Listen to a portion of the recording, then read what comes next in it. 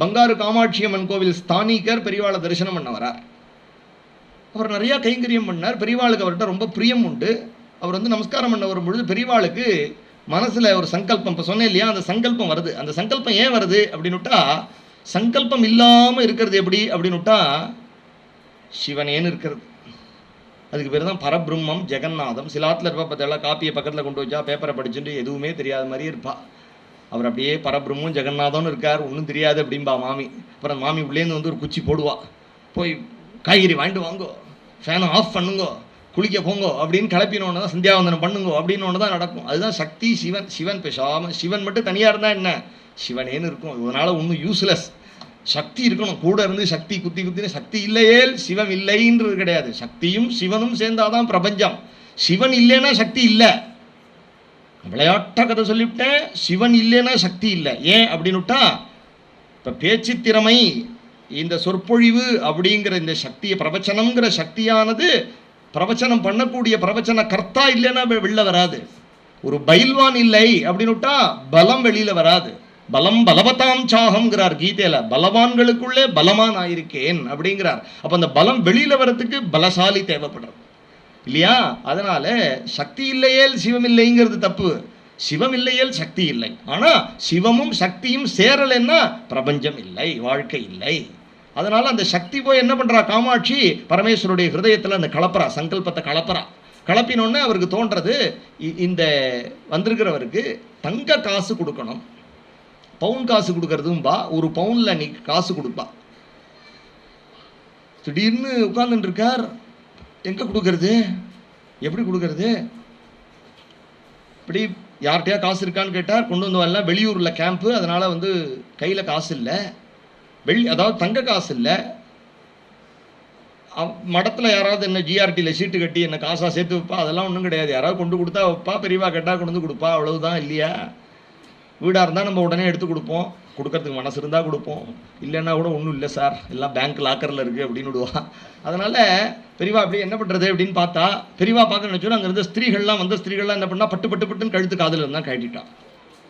கழட்டி எல்லாரும் ஒரு தட்டில் போட்டு பெரியவாளுக்கு முன்னாடி வச்சுட்டா. ஏன்னா பெரியவா தங்கத்தை தேடுறான்னு தெரிஞ்சு போச்சு. பெரியவா சொன்னா, அம்மா நான் இதை கேட்கல, எனக்கு சுத்த தங்கமாக புதுசாக காசாக வேணும் அப்படின்னு பெரியவா சொல்கிறா. ஒரு 2 நிமிஷம் பெரியவா பேசின்னு இருந்தா, அவர் அங்கே நின்றுட்டு இருக்கார். பெரியவா சங்கடப்படுறதை பார்த்துட்டு அவர் நமஸ்காரம் பண்ணி, பெரியவா நீங்கள் எனக்கு கொடுக்கணும்னு நினச்சதே போறாதா, அதுவே எனக்கு பல கோடியாச்சே, உங்கள் கட்டாட்சமே எனக்கு அமிர்தமாச்சே, எனக்கு வேற என்ன வேணும்னு அவர் அழறார். பெரியவா தனக்காக கஷ்டப்படுறாளேன்னு அவருக்கு பந்தாரு காமாட்சி அம்மன் கோவில் ஸ்தானிகருக்கு வருத்தம். அவர் துடிக்கிறார், பெரியவா துடிக்கிறார்னு. பெரியவாளோ எதுவும் கவலைப்படாமல் அங்கே வந்துருந்துருவா, குசல பிரச்சனை பண்ணி உன் குழந்தை எப்படி இருக்குது, பஞ்சாதி எப்படி இருக்கான்னு அவள்லாம் கேட்டுன்னு இருக்கார்.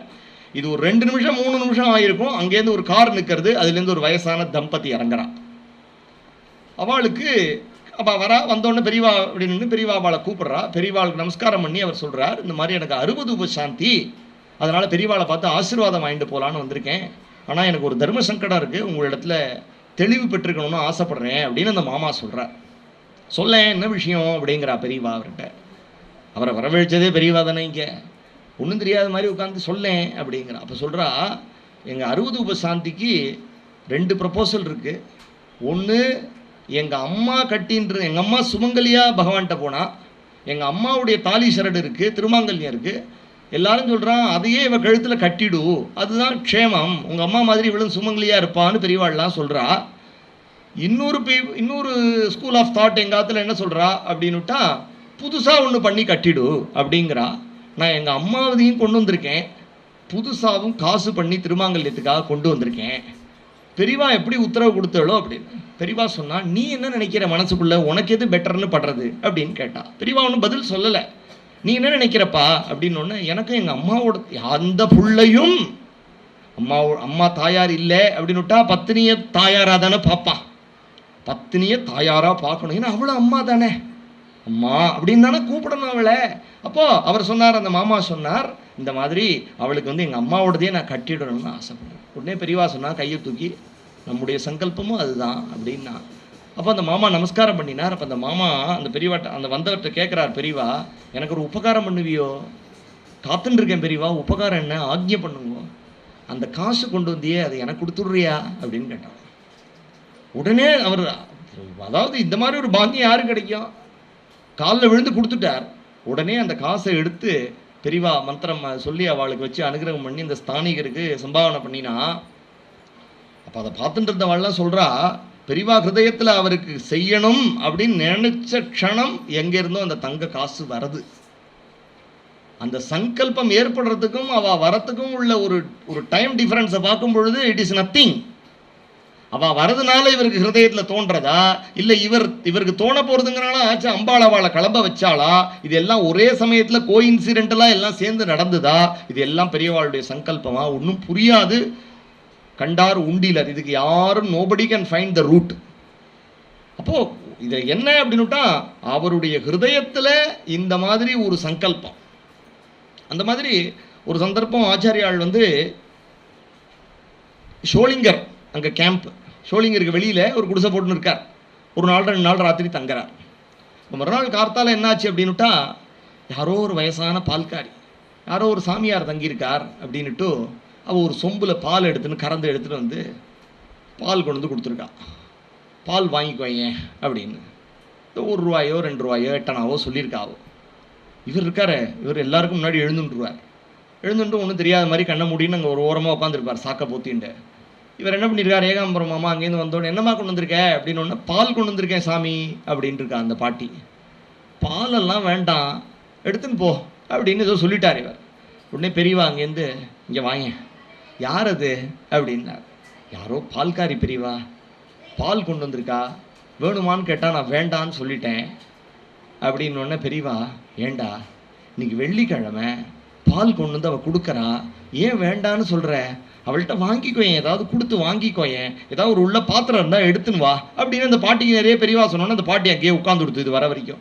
இவர் உள்ளே போனவர் அங்கே ஒன்றும், இவா புருஷா தானே கேம்பு போட்டவா, எல்லாம் பாத்திரம் அழுக்கு தேய்க்காமல் கிடக்கு, ஸ்திரீ இருந்தால் இருக்கும், இவாளோ புருஷா பண்ணுறா, பாலுக்குன்னு இவா பிளான் பண்ணவே இல்லை பாத்திரம், ஏதோ சமையலுக்கு தான் சந்திரமௌலீஸ்வரர் பூஜைக்கு தான் அங்கே இது இருக்குது, பாலுக்கு சொம்பு தான் இருக்குது, அது சுவாமிகிட்ட இருக்குது, அது இது எடுத்துன்னு வர முடியாது அப்படிங்கிறதுனால இவர் போய் ஏதோ பாத்திரத்தை ரெடி பண்ணுறதுக்கு ஒரு 5 நிமிஷம் ஆகிடுது. 5 நிமிஷம் ஆனோன்னா பெரியவா சும்மா இருக்க மாட்டா. பெரியவா அந்த பால்காரிட்ட, பெரியவா யாருன்னு அந்த பாட்டிக்கு தெரியாது, ஆனால் அந்த பாட்டியோட பாக்கியம் அவள் பண்ணின ஒரு கர்ம யோகம். அவளுக்கு என்ன தெரியும், அவளுக்கு என்ன தெரியும், மாடு கறந்து அதை கொண்டு கொடுக்கறது, அதுதான் அவளுக்கு தெரியும். அவளிடத்துல இந்த தெய்வம் பேச ஆரம்பிச்சிருது. உட்காந்துக்கோயேன், உன் பேர் என்ன, ராக்காயி மூக்காயி, உனக்கு எத்தனை குழந்தைகள், உன் புருஷன் எங்கே இருக்கான், எவ்வளவு மாடு வச்சுருக்க, உனக்கு எவ்வளோ வருமானம் வரும், எவ்வளோ பேருக்கு நீ சப்ளை பண்ணுவ, என்ன பண்ணுவ, ஏது எல்லாம் சப்ஜாடாக விசாரிச்சு விட்டார் அவள்கிட்ட. விசாரிச்சுட்டு இந்த மாமா வந்தோடனே இவர் காதில் விடுற மாதிரி இவர் அங்கே நிற்கிறார். பெரியவா பேசிட்டு இருக்காளேன்னு நிற்கிறார். நீ நான் ஒன்று சொல்கிறேன் கேட்குறியா, உனக்கு பிஸ்னஸ் நல்லா டெவலப் ஆகிறதுக்கு ஒரு வழி சொல்கிறேன் அப்படின்னு ஒன்று. சொல்லுங்க சாமி அப்படின்னா அந்த கிழவி. பெரியவா சொல்கிறாளாம், நீ பால் கொண்டு வந்து கொடுத்தா இவாளெல்லாம் வாங்கிக்க மாட்டா, கார்த்தால பாலை காய்ச்சி டிகாஷனும் ஒரு சொம்பில் கொண்டு வா, எல்லாரும் வாங்கிப்பா, அப்புறம் மத்தியானமும் உன்னை கொண்டு வர சொல்லுவா. ஏன்னா இவெல்லாம் யார் பால் சாப்பிட்றா, எல்லாரும் காப்பி தான் சாப்பிட்றா அப்படின்னு போட்டு உடைச்சிட்டாராம். எதுக்கு சொல்கிறேன், அவருடைய சென்ஸ் ஆஃப் விட், அந்த டைம்லி விட்டு, அதாவது இவாளையும் விட்டு கொடுக்க முடியாது, அந்த பாட்டிகிட்டையும் பேச, அந்த பாட்டிக்கு புரியல, காப்பினா என்னன்னு புரியல, டிகாஷன்னா என்னன்னு புரியல. அவர் சொல்கிறார், நீ டிகாஷனும் போட்டு ஒரு சொம்பில் கொண்டு வந்தேன்னா இவெல்லாம் உடனே வாங்கிப்பா அப்படின்னாராம். அப்புறம் அவர்கிட்ட பால் வாங்கிட்டேன் அப்படின்னு அந்த மாமா சொன்னார். அதுக்கு சொல்கிறேன், அந்த அவருடைய ஒரு சென்ஸ் ஆஃப் ஹியூமர். அப்படி ஒரு சந்தர்ப்பத்தில் பரமாச்சாரியால் இன்னொரு லீலை என்ன அப்படின்னுட்டா, அவள் சொன்னது தான், பல விஷயங்கள் நான் சொல்லிட்டேன் இல்லையா, அவள் சொன்னது தான், அதை யாராலையும் மாற்ற முடியாது. திருவண்ணாமலை மாமான்னு பேர், கௌரி சங்கர் மாமான்னு பேர், பெரியவாள்கிட்ட இருந்த பெரியவா. அந்த மாமாவுடைய எக்ஸ்பீரியன்சஸ் அந்த மாமா ஷேர் பண்ணிட்டதை உங்களோட நான் ஷேர் பண்ணிக்கிறேன். அவர் கல்கட்டாவில் தான் உத்தியோகம் பண்ணார். அவர் மெட்ராஸ் தான், மெட்ராஸில் இருந்தார், படித்தார், ராமகிருஷ்ணா மடத்துலாம் படித்தார். அவளுக்கு பூர்வீகத்தில் அவளுக்கெல்லாம் சேஷாத்ரி சுவாமிகள்கிட்ட அவள் குடும்பத்தில் ரொம்ப பிரியம் ஜாஸ்தி. அவளுக்கு ரமண மகரிஷியும் சேஷாத்ரி பகவானும் தான் தெய்வம் மாதிரி அவள் குடும்பத்துக்கு. எதுனாலும் அவளுக்கு அந்த 2 பகவான் தான். சேஷாத்ரி சுவாமிகள் வாத்துக்குள்ளெல்லாம் உண்மத்த நிலைமையில் இருப்பார். அவர் சேஷாத்ரி சுவாமிகள் தன்னை மறந்து இருப்பார். அவர் ஒரு ரொம்ப பெரியவர். அவர் ரமணர் தன்னை மறந்து அந்த பாதாள குகையில் ஜபம் பண்ணிட்டு இருந்தப்பெல்லாம் நித்தியம் சேஷாத்ரி சுவாமிகள் தான் உள்ளே போய் வாயில் வலுக்கட்டாயமாக அரிசியெல்லாம் போட்ட இதில் சேஷாத்ரி சுவாமிகளுக்கு பெரிய பங்கு உண்டு. அப்போ அந்த சுவாமிகள்கிட்ட கேட்பாளாம், என்ன சாமி நீங்களே பெரிய சாமியார், பெரிய ஞானி, நீங்கள் போய் உள்ளே போய் அவரை போய் பார்க்குறாளே அப்படிங்கும் பொழுது சேஷாத்ரி சுவாமிகள் சொல்லுவாராம், நான் ஒரு நாளைக்கு 1 ரூபா சம்பாதிக்கிறேன்டா, கீழே இருக்கிறவன் 1000 ரூபா சம்பாதிச்சுட்டு இருக்கான்டா அப்படின்பாளாம். அப்படின்னா ரமணருடைய தபசு எத்தகையது. சேஷாத்ரி சுவாமிகள் உலகம் போற்றக்கூடிய சேஷாத்ரி, தங்கக்கை சேஷாத்ரி சுவாமிகள்னு பேர் அவருக்கு. அவர் எதை தொட்டாலும் விளங்கும், பேர்பட்டவர் அவர், சித்த புருஷர். நீ சேஷாத்ரி சுவாமிகள் நினைச்சுன்னு படுத்தேன்னா சொப்பனத்தில் வந்துருவார். கிருபாலு, தயாளு, எல்லாரிடத்தையும் பழகுவார். பிச்சைக்கார மாதிரி இருப்பார். சில நாள் ட்ரெஸ்ஸை பிச்சு நலைவார், சில நாள் எங்கேயோ ஒரு இடத்துல உட்காந்துட்டு இருப்பார். அப்பேற்பட்ட பெரியவர் அவர். அவாத்துல ரொம்ப க்ளோஸாக பழகக்கூடியவர். க்ளோஸாக பழகுனா ஆற்றுக்கு வருவார். அவருடைய லீலைகள்லாம் ரொம்ப ஆச்சரியமாக இருக்கும். அவர் கொதிக்க கொதிக்க இது கொதிச்சுன்னு இருக்கும்பொழுது, சாதம் கொதிச்சுன்னு இருக்கும்பொழுது என்ன பண்ணுவார் அப்படின்னுட்டா, சாதம் கொடு சாதம் கொடு சாதம் கொடுன்னு ஓடி வருவார். சாதம் கொடுக்கல அப்படின்னா தள்ளிக்கணும், அந்த பொம்மநாட்டி தள்ளி விட்டுட்டு நேர போய் அப்படியே கொதிகலன்லேருந்து அப்படியே சாதத்தை எடுத்து அப்படியே வாயில் போட்டுப்பார். போட்டு துப்புவார். அவருக்கு ஒன்றுமே ஆகாது. சித்த புருஷர், அவருக்கு ஒன்றுமே ஆகாது. எது சாப்பிட்டாலும் ஒன்றும் ஆகாது. யோக சரீரம் அவரோடது. அதனால் அவளுடைய பரம்பரையில் அவள் வேற யாருக்கும் நமஸ்காரம் பண்ண மாட்டா. ராமகிருஷ்ண மடத்தில் படித்ததுனால அவருக்கு ராமகிருஷ்ணர் ஆதர்ச புருஷர். இன்றைக்கும் ஒரு விஷயம் சத்தியம், லோகத்தில் நீங்கள் எப்படி பரமாச்சாரியால் எல்லாராலையும் ஏற்றுக்கொள்ளப்பட்ட ஒரு நடமாடும் தெய்வம்ங்கிறது உண்மையோ, அதுபோல் இன்னி வரைக்கும் எந்த கான்ட்ரவர்சியும் இல்லாத ஒரு மட்டம் அப்படின்னா ராமகிருஷ்ணா மட்டம். உலகம் பூரா ராமகிருஷ்ணருடைய சிஷ்யர்கள், தன்னலம் இல்லாத ஒரு சேவை. அவர் காட்டின வழி ஆச்சரியமான ஒரு வழியை காட்டினார். அதனால் ராமகிருஷ்ணரிடத்தில் பராபக்தி அவளுக்கு. ராமகிருஷ்ண மடத்தில் படித்ததுனால அந்த மாமா தன்னுடைய எக்ஸ்பீரியன்ஸஸ் ஒரு சந்தர்ப்பம் சொல்லும் பொழுது, அவரை பெரியவா தடுத்தாட்கொண்டாள். தன்னுடைய குழந்தைகள் 3 குழந்தைகளையும் பெரியவாளிடத்திலே வேதம் படிக்கிறதுக்கு அனுப்பினார். ரொம்ப அத்தியந்தம் பெரியவாளுக்கு அவள் மேலே ரொம்ப கிருப்பை உண்டு. பெரியவாளுடைய கிருப்பைக்கு பாத்திரமான குடும்பங்களில் அவள் குடும்பம் ஒன்று. அவர் சொல்லும் பொழுது, அவருடைய தம்பி பூனாவில் ஏர்ஃபோர்ஸில் வேலை பண்ணிட்டு இருந்தார். ஒரு சந்தர்ப்பம் இன்ஜெக்ஷன், அவருக்கு ஏதோ உடம்பு சரியில்லை அப்படின்னு இன்ஜெக்ஷன் போட்டப்போ என்ன ஆச்சு அப்படின்னுட்டா, இன்ஜெக்ஷனில் மருந்து தப்பாக வேலை செஞ்சுடுது. அதுக்கு ஏதோ ஒரு நேம் உண்டு, அது என்னன்னு தெரியல எனக்கு. அந்த இன்ஜெக்ஷன் தப்பாக வேலை செஞ்சதுனால என்னாச்சு அப்படின்னுட்டா, பிரெயினை போய் அஃபெக்ட் பண்ணிடுது. பிரெயினை அஃபெக்ட் பண்ணி அவர் கோமாவுக்கு போயிட்டார். சின்ன பையன், 30-32 வயசு பையன் கோமாவுக்கு போயிட்டார். மிலிட்ரி ஹாஸ்பிட்டலில் அங்கே இருக்கார். பூனாவில் அவரை வச்சுருக்கா. இவர் கல்கட்டாலேருந்து விழுந்தடிச்சு ஓடுறார். அவள் அம்மா மெட்ராஸ்லேயே எங்கேயோ இருக்கா, வயசான அம்மா. இவர் அங்கே போனால் தம்பி அங்கே கோமா ஸ்டேஜில் இருக்கார். என்ன பண்ணுறதுன்னு தெரியல. போய் பார்த்தா அங்கே ஒரு கோயம்புத்தூர்கார டாக்டர், தமிழ் பேசுகிறவர், பிராமணர். இவரிடத்துல அவர் ரொம்ப உயர்ந்த பொசிஷனில் இருக்கார் மிலிட்ரியில். இவாள்கிட்டலாம் அவர் சாதாரணமாக பேச மாட்டார். பெரியவா கிருப்பை இவரிடத்துல தமிழா அப்படின்னு சுபாஷைங்கிற அந்த ஒரு பிரியத்தினால பேச சொன்னார். உன் தம்பிக்கு வந்திருக்கிறது ஒரு 10 லட்சம் பேரில் இந்த மாதிரி ஒருத்தனுக்கு ஆகும். அவனுக்கு வந்திருக்கிறது கோமா. எப்போ 10 லட்சம் பேரில் ஒருத்தனுக்கு இந்த மாதிரி ஒரு தப்பு வரும், ஒரு மிஸ்டேக் வரும்னு சொன்னேனோ, அப்போ அவன் ரெக்கவர் ஆகிறதுக்கும் அவ்வளோதான் சான்ஸு. 1/10 லட்சம், 1 in a million தான் அவனுக்கு சான்ஸ் ரெக்கவர் ஆகிறதுக்கு. அப்படின்னா நீங்கள் பார்த்துங்க, 10 லட்சம் பேரில் ஒருத்தந்தான் பழப்பான் இது வந்ததுன்னா. இதுக்கு என்னை பொறுத்த வரைக்கும், நீ தமிழங்கிறதுனால நான் உங்கள்கிட்ட உண்மையை உடச்சி சொல்கிறேன். உங்கள் இதில் குலகுருன்னு யாராவது இருந்தானா அவளை பிரார்த்தனை பண்ண சொல்லு. குலதெய்வத்திட்ட போய் ஏதாவது பிரார்த்தனை பண்ணிக்கோ. தெய்வ சகாயம் இல்லாமல் இவன் இதுலேருந்து மீள முடியாது அப்படின்னு அவர் சொல்லிவிட்டார். உள்ளது உள்ளபடி உடச்சி விட்டார். உடனே தம்பி அங்கேயே விட்டார். அங்கேருந்து கிளம்பினார். நர்ஸை பார்த்துக்க சொல்லிட்டு இவர் கிளம்பிட்டார். நர்ஸை பார்த்துக்க சொல்லிட்டு கிளம்பி நேர ஊருக்கு வந்தார். ஊருக்கு வந்துட்டு ஆச்சாரியாவை பார்க்க போகணும் அப்படின்னு கிளம்புறார். ஆச்சாரியாவை இப்போ காஞ்சிபுரத்தில் இருக்கார். காஞ்சிபுரத்தில் இருக்கும் பொழுது அம்மாவும் நானும் வரேன் அப்படிங்கிறார். அம்மா சொல்கிறா, என்னை நான் காஞ்சிபுரத்துக்கு வரலடா, எனக்கு எதா இருந்தாலும் சேஷாத்ரி தான், பகவான் ரமணர் தான். அதனால் நீ என்னை என்ன பண்ணு, திருவண்ணாமலையில் கொண்டு விட்டுருவேன். என்ன நான் அவளை நினச்சிட்டு அங்கே இருக்கேன், அவள் காப்பாற்றுவா என்ன அப்படின்னு அம்மா திருப்பி சொல்லிட்டு இருக்கா.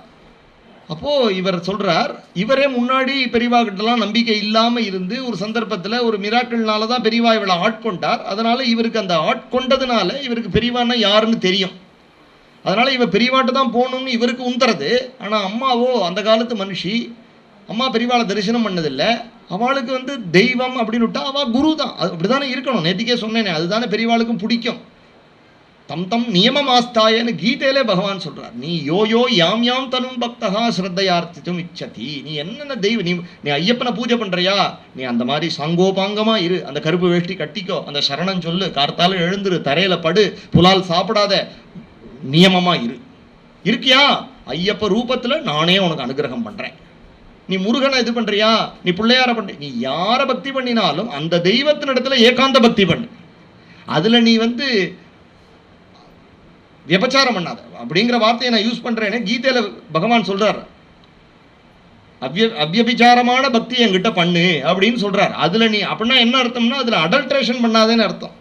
அப்பேற்பட்ட பக்தியை பண்ணினா தஸ்யாச்சலாம் ஸ்ரத்தாம், அந்த ஸ்ரத்தைக்கு தாமேவ விததாம் யகம், நானே அதுக்கு கூலி கொடுக்குறேன், அதுக்கு பலன் நான் தரேன் அப்படின்னு அந்த ஸ்ரத்தா பக்தியை தான் பகவான் கீதையில் வளர்க்குறானே தவிர நீ எங்கிட்ட நீ ஆசைப்பட்டியா, மாமுபேத்தியது கௌந்தேயா புனர்ஜென்ம நவித்யதே, நீ எங்கிட்ட வரணும்னு ஆசைப்பட்டியா வா, நீ எப்படி என்கிட்ட இருக்கியோ அதே மாதிரி நான் உன்னிடத்துல பழகிறேன்.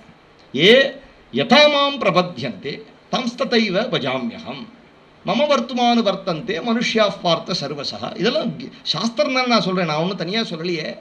அப்படி தானே இருக்கார். இவர் ஓடி வந்துட்டார். அம்மா என்ன திருவண்ணாமலையில் கொண்டு விடு, திருவண்ணாமலை ஜெபிச்சுட்டே இருக்கா. சண்டை வந்துடுத்து, அம்மாவுக்கும் பிள்ளைக்கு சண்டை வந்துடுத்து. என்னம்மா இது, சமஸ்த தேவதைகளுடைய சொரூபமான பரமாச்சாரியால் இருக்கும் பொழுது நீ இன்னும் பரமணர் இதுன்னு சொல்லிட்டு இருக்க, எல்லாமே நம்ம பெரியவா தான் அப்படிங்கிறார். அதெல்லாம் இல்லைடா, எனக்கு ரமணர் தான், எனக்கு பகவான் ரமண மகர்ஷி தான், எனக்கு சேஷாத்திரி தான் அப்படின்னு அவள் சொல்லிட்டு இருக்கா, அந்த பாட்டி சொல்லிட்டு இருக்கா.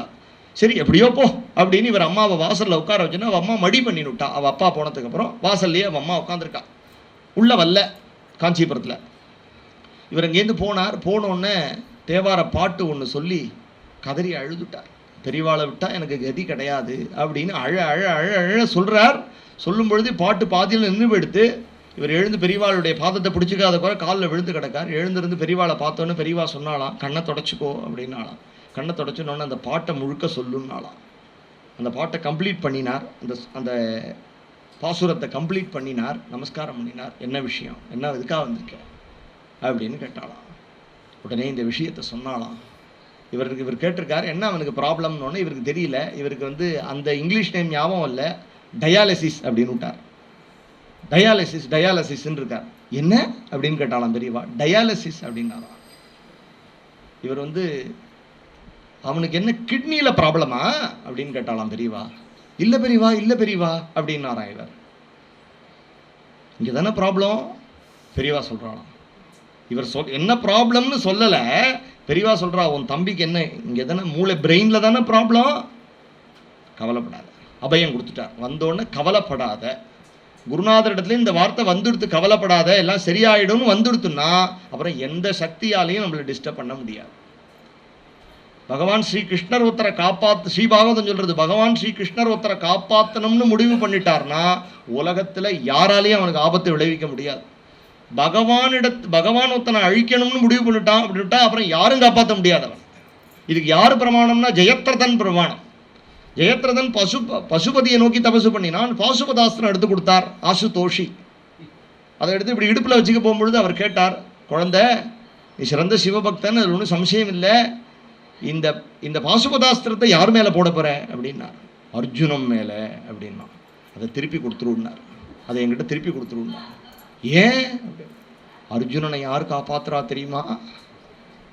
தத்தஸ்வேதைர் ஹயைருக்தே மகதி ஸ்யந்தனே ஸ்திதௌ மாதவஹா பாண்டவஸ் செய்வ.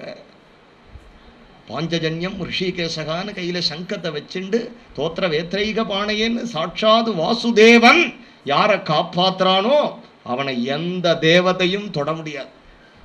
இதுக்கு யார் சாட்சி? பாணாசுரன் சாட்சி, ஜெயத்ரதன் சாட்சி. ஹனுமார் சொல்றார் ராவண இடத்துல போய், நீ என்ன பிரம்மா ஸ்வயம்பூ சதுரானனோவா ருத்ரஸ்திருநேத்ர திரிபுராந்தகோவா இந்திரோ மகேந்திரோ சுரநாயகோவா திராத்தும் ந சக்தா யுதி ராமவத்யம். ராமர் ஒருத்தரை ஸ்பாட் வச்சு அடிக்கணும்னு டிசைட் பண்ணிட்டார்னா அதுக்கப்புறமா நீ பிரம்மா யாரை கொண்டு வா, இந்திரனை கொண்டு வா, பிரம்மாவை கொண்டு வா, காப்பாற்ற முடியாது. ஏன் அப்படின்னுட்டா ஸ்வயமேவ பகவான். கிருஷ்ணஸ்து பகவான் ஸ்வயம். இது பரமேஸ்வரன் சொன்னது. அதனால நீ அந்த அஸ்திரத்தை திருப்பி கொடுத்துருப்பா, அது சிவகாசி பட்டாசு மாதிரி நமுத்து போயிடும். அப்புறம் நீ இங்கே லபோ லபோன்னு கத்துவ, உங்கள் பாசுபதாஸ்திரமே வேலை செய்யலை அப்படின்னு சொல்லுவ. ஏன்னா பகவான் இடத்துல அது வேலை செய்யாது. அதுதானே இங்கே இப்போ பரமாச்சாரியால் யார்? இப்போ தானே சொன்ன கேசவஹா, மும்மூர்த்திகளுக்கும் முதல்வனாக இருக்கக்கூடியவரே குரு, மும்மூர்த்திகளுடைய சமஷ்டி ரூபமே குரு, அதுவும் ஜெகத்குரு. அபயம் கொடுத்துட்டார். கவலைப்படாத. குங்குமத்தை எடுத்துன்னு வர சொல்லி வாழைமட்டையில் கட்டி அப்போ சொன்னார், நீ எப்போ போகிற அப்படின்னு கேட்டார். ஏதோ இவர் லீவு ஏதோ சொன்னார். நீ போகிறது முக்கியம் இல்லை, குங்குமம் இன்றைக்கே அங்கே போகணும் அப்படின்னு விட்டார். ஆச்சாரியால் சொல்லிட்டு ஆச்சாரியால் ஜபத்துக்கு போயிட்டார். ஜபத்துக்கு போகிற சமயத்தில் எழுந்திருக்கிறதுக்காக போகும்பொழுது ஆச்சாரியால் ஏதோ தோணினா மாதிரி இப்படி திரும்பி இவரை பார்த்து, தனியாவா வந்திருக்கேன், யாரோட வந்திருக்கேன் அப்படின்னு கேட்டாராம்.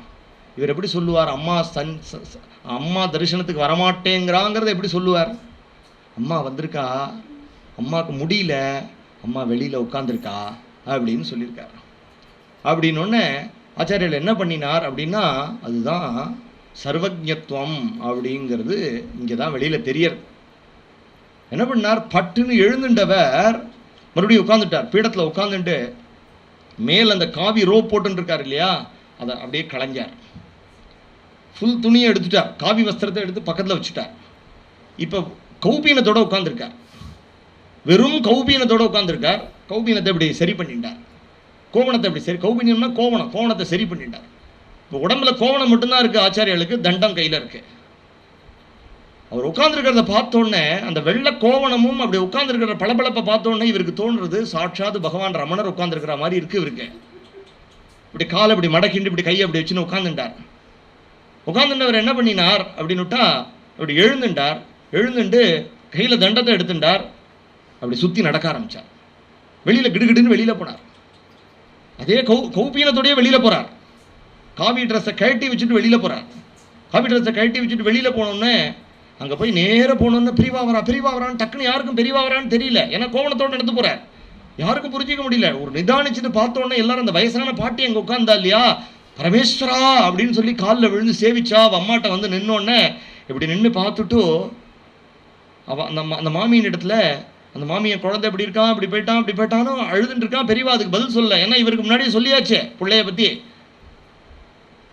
கேட்குறார்,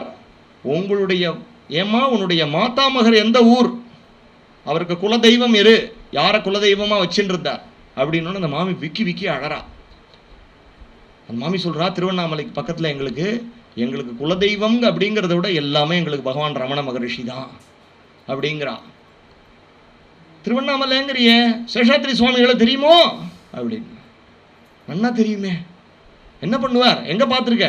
நாங்களாம் சின்ன வயதில் இருக்கும்பொழுது எங்கள் ஆற்றுல இருந்திருக்கோம், உள்ளே வருவார், விளையாடுவார், அவளோட நான் விளையாடி இருக்கேன், என்னெல்லாம் கொஞ்சிருக்கார் அப்படின்னு அந்த மாமி எல்லாம் சேஷாத்ரி சுவாமிகள் என்னெல்லாம் செய்வாரோ அதெல்லாம் பெரியவாள்கிட்ட குழந்தை மாதிரி ஒப்பிக்கிறான்.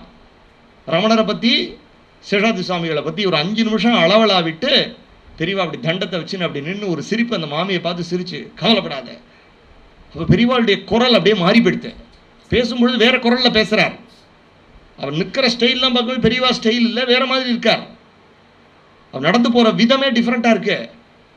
அப்படி இந்த பெரியவா நடந்தோடனே அந்த மாமிகிட்ட ஓடி வந்து அம்மா அப்படின்னு சொன்னோன்னே, ஏண்டா பெரியவாளை காட்டுறேன்னு கூட்டுன்னு வந்துட்டு எனக்கு ரமணரை தரிசனம் பண்ணி வச்சுட்டியடா.